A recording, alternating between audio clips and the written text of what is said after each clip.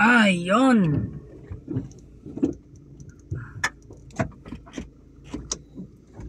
Good afternoon guys. So fighting naman kita, masugat kita sa anak natin. It's a rainy afternoon. Madanlog ang dalan. Sa mga sa mga mabukid ni area, so foggy ang dalan. So halong-halong lamang kita guys.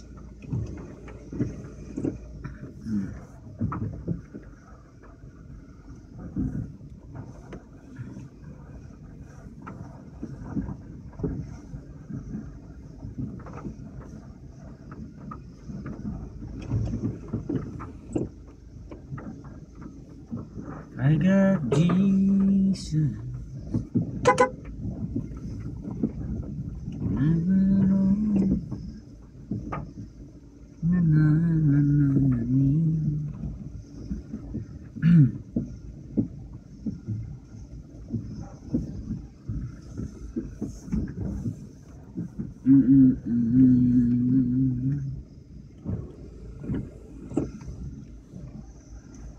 Yon, so ito guys yung sitwasyon natin everyday sa trip natin.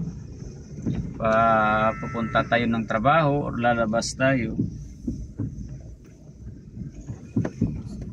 Ito yung situation na kung saan itong ating DA64 ay ano lamang ang tawag natin dito, hinihina-hina lang natin sa mga bandang rough roads, you know? Kasi panay palit ko ng stabilizer link. Okay,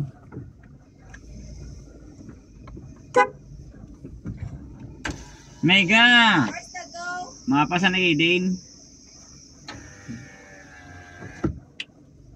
yon.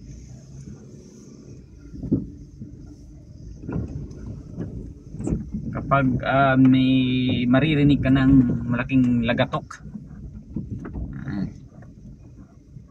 malamang stabilizer link yun. Kailangan ko pang i-PMS ito guys kapag may time.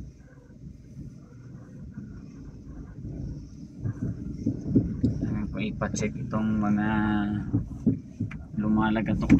Oops. kahit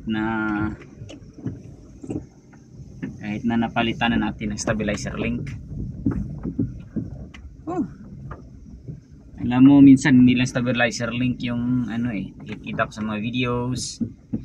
Marami pa talaga, maraming mga factors. Pero kapag nasa highway na tayo guys, yun, sulit na yun. Wala ka nang maririnig. Lalo na kapag espalto. Pero minsan, kung hindi naman maayos yung pagkaka-semento ng daan, may maririnig ka pa rin, parang kalabog na, kaunting kalabog yun guys. Ibang iba doon sa yung bagong dating ito sa atin, yung parang brand new siya ba, si Tia yun. Shout out dito kay Tia. Okay, yun. Nang dumating ito guys sa bahay, siya talagang wala kang maririnig na ingay kapag hinihirit mo siya sa daan. Pero syempre, dahil na rin sa tagal-tagal na rin,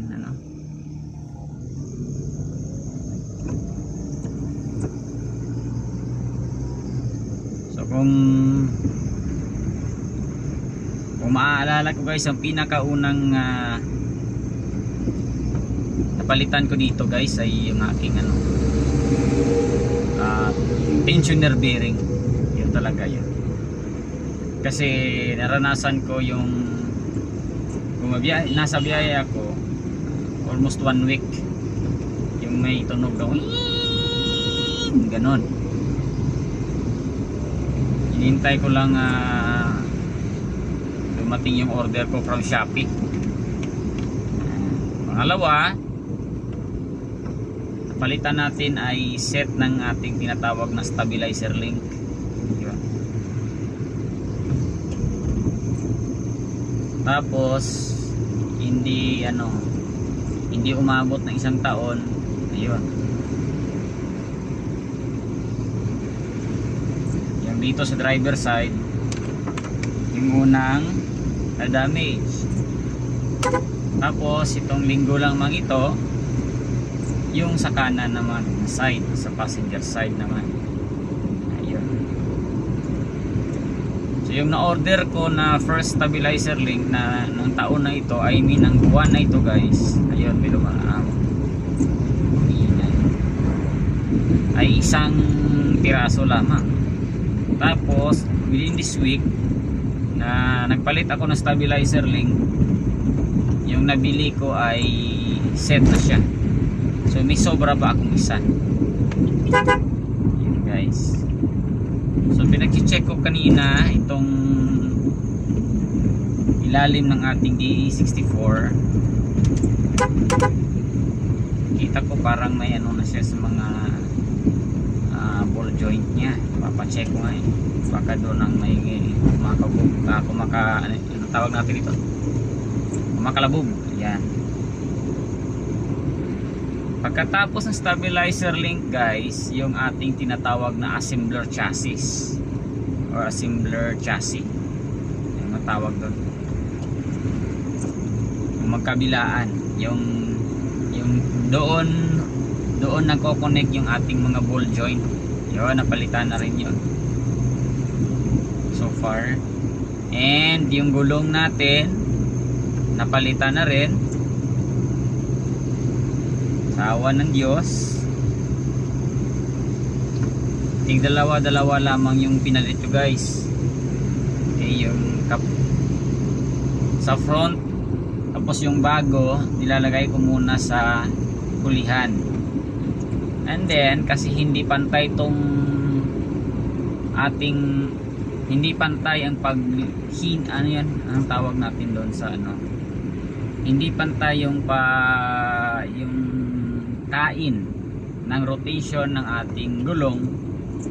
So una siyang naninipis sa loob, both left and right na tire sa unahan. Ginawa ko guys, so ano na lang, pinapabaliktad ko siya kapag medyo nipis na. Yung nipis pinapabaliktad ko sa labas na para parang pantay na sila. And then once pareha na sila guys, yun, nilalagay ko na siya sa ano, sa hulihan. Tapos yung bago na nasa likod nilalagay ko naman dito sa unahan, and the process repeat itself. So dito na tayo guys, kunin na natin yung anak natin. Okay, fight.